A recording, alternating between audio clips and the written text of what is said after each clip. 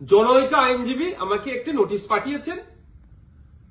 তিনি বলেছেন 48 ঘন্টার মধ্যে যদি তার ক্লায়েন্টকে আমার বক্তব্য দ্বারা নাকি মিসলিড হয়েছে এই মর্মে বক্তব্য প্রত্যাহার, ক্লারিফিকেশন বা তার নোটিশের উত্তর না দিলে আমার বিরুদ্ধে আইনত ব্যবস্থা নেবে।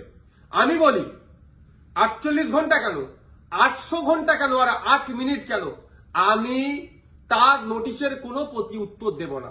আমার বক্তব্য যদি আইন বহির্ভূত হয়, আমার বক্তব্য যদি সংবিধান বহির্ভূত হয়, সিধে চলে যাক সে কোর্টে, আইনের মাধ্যমে তার সাথে আমার বোঝাপড়া হবে।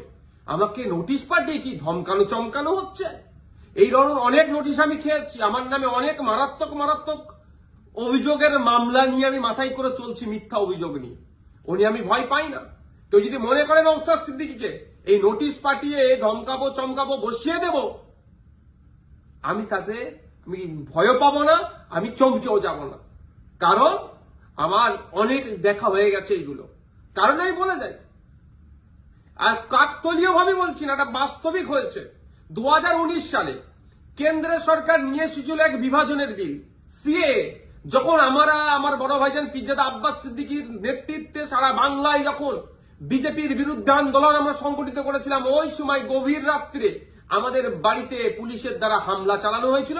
সেই রাত্রে আমি সুপ্রিম কোর্টে এসেছিলাম, তারপরের দিনে মামলা করব বিজেপির বিরুদ্ধে, কেন্দ্র সরকারের বিরুদ্ধে। আর এখন আমরা যখন এই ওয়াকফ সংশোধনের বিরুদ্ধে মাঠে ময়দানে গণতান্ত্রিক প্রক্রিয়ায় লড়াইয়ের বার্তা দিচ্ছি এবং আইনি লড়াই করবে বলে তার প্রস্তুতি নিচ্ছি, আমাদের বাড়িতে নোটিশ চলে আসলো। নোটিশ আসুক, 100 বার নোটিশ আসুক, এতে আমি ভয় পাই না।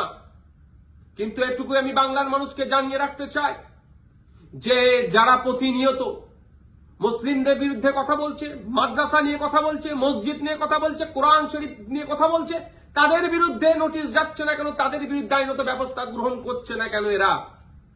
এরা তৃণমূলের মুসলিম বিধায়কদেরকে বিধানসভা থেকে চাংতলা করে রাস্তায় ফেলে দেবো বললেও তাদের বিরুদ্ধে আইনত ব্যবস্থা গ্রহণ করছে না, নোটিশ পাঠাচ্ছে না। আর নওশাদ সিদ্দিকীর কাছে নোটিশ পাঠিয়ে দিচ্ছে। ঠিক আছে, আইনি লড়াই আমি লড়ে নেব। আমার আইনের যারা বিশেষজ্ঞ আছে, সম্মানীয় বিকাশ রঞ্জন ভট্টাচার্য স্যার এবং সম্মানীয় শামীম দ্বারা কথা বলেছি, তারা আমাকে বলেছে তো আপনার কাজ হচ্ছে রাজনৈতিক লড়াই লড়ে যাওয়া, বাকি আইনি দিকটা আমরা বুঝে নেব। সুতরাং আইনি লড়াই কোর্টে আমিও বুঝে নেব।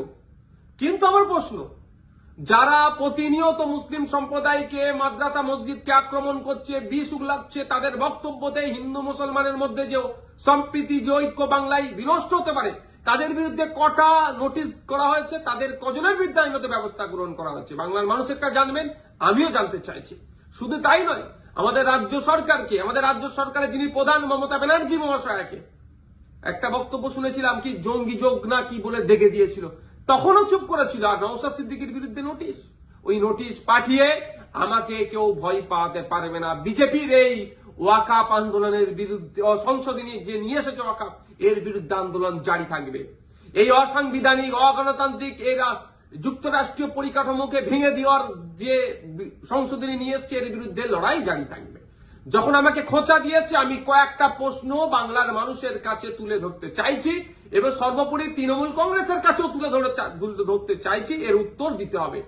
আমরা জানতে পেরেছি বেশ কয়েকজন এমপি পার্লামেন্টে অনুপস্থিত ছিল, তাদের বিরুদ্ধে তৃণমূল কংগ্রেস দলগতভাবে কি ব্যবস্থা গ্রহণ করছে, কি নোটিশ পাঠাচ্ছে, কি শোকজ করছে, তাদের বিরুদ্ধে কি অ্যাকশন নেবে, সেটাও পাবলিক ডোমিনে দিতে হবে এবং কি নিচ্ছে সেটাও যেন জানানো হয়। দ্বিতীয় হচ্ছে, যারা পার্লামেন্টে উপস্থিত ছিলেন, টোটাল আমরা যতটুকু জানা আছে পার্লামেন্টে দুটো কক্ষ মিলিয়ে, লোকসভা রাজ্যসভা মিলিয়ে তৃণমূল কংগ্রেসের এমপির সংখ্যা প্রায় 42টি। এই 42 জনের মধ্যে কতজন ভোটাভুটিতে অংশগ্রহণ করেছে এবং যারা ভোটাভুটিতে অংশগ্রহণ করেছে কতজন ওয়াকফ সংশোধনী বিলের বিরুদ্ধে ভোট দিয়েছে না অন্য কোথাও ভোট দিয়েছে, সেটাও পাবলিক ডোমিনে পাবলিশ করা হোক, অর্থাৎ জনগণের সামনে তুলে ধরা হোক। তাহলে দুধকে দুধ, পানিকে পানি হবে।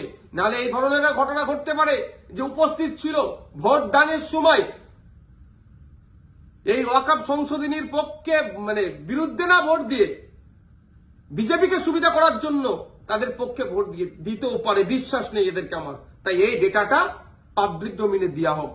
আর 3 নম্বর যেটা, যে 2021 সালে এমএলএ বিধানসভা নির্বাচনের সময় বলেছিল বিজেপিকে আটকাতে হবে, ভোটটা আমাদের দিন তৃণমূল কংগ্রেস। যারা আজকের দিনে এমএলএ তারা বক্তব্য দিতে গিয়ে বলেছিল যে বিজেপির বিরুদ্ধে লড়াই করতে গেলে ওনাকে জিতাতে হবে, ওনাকে জিতিয়েছেন। এখন লড়াই করবে না বিজেপির বিরুদ্ধে, না ঘরে ঢুকে চুপ করে বসে থাকবে? লড়াইটা কেমন ভাবে হবে? গণতান্ত্রিক প্রক্রিয়ায় মাঠে ময়দানে নেবে, আন্দোলন সংগঠিত করতে হবে, আর একটা গণতান্ত্রিক প্রক্রিয়ায় আইনের সহযোগিতা নিতে হবে।